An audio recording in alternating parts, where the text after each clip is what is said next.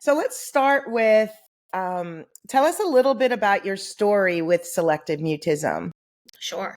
So my daughter Olive is 6 now. When she turned 2, it was March of 2020. So we all know during that time is right when the pandemic hit. She was set that April, actually, the following month, to go into daycare, which would later become her preschool. And of course, that didn't happen. Everything shut down. It was chaos. And when she was between 2 and 3, she basically stayed home with me. And I will admit she was pretty understimulated during that time when it came to social exposure and experience. So when she turned 3, we were like, all right, we got to get this girl into preschool. So we put her into preschool.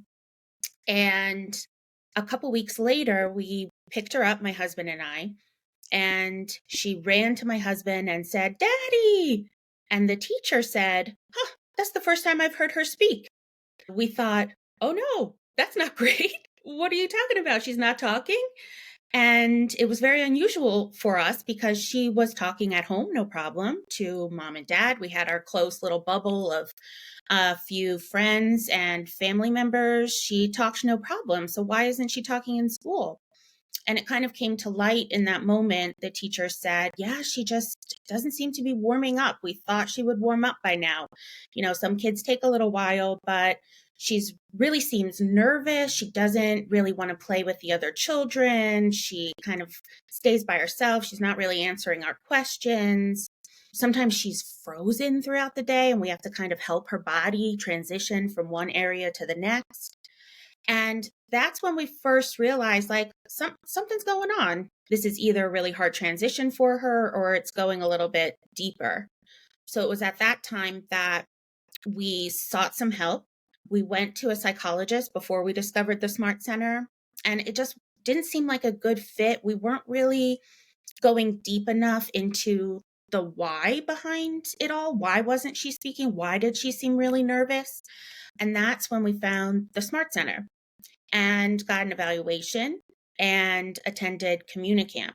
And following that, we really felt like we had some good strategies to implement with her moving forward to help her. And it really answered a lot of questions for us of that why, right? Like why is she having trouble in this area? So that was kind of our first, introduction into SM and kind of got the ball rolling in terms of how to best support her. Yeah, no, that's great information. It's interesting you mentioned COVID. So I just briefly want to say that children in at this point in the, like she's 6 now. So Mm-hmm. 4 years ago, when COVID happened, she was 2 Yep. and she was born during COVID. So for a period, I mean, she was like a little baby, Mm-hmm. basically. And she had very little interaction, social interaction with adults outside the family community, with peers. And so there's a inability to know how to interact. She can't model other kids. She can't work with other kids. She can't play with other kids. She can't learn the innate skills if you're not exposed to it. So Mm-hmm. we see a lot of children in this age range that really struggled. And I mean, think about it.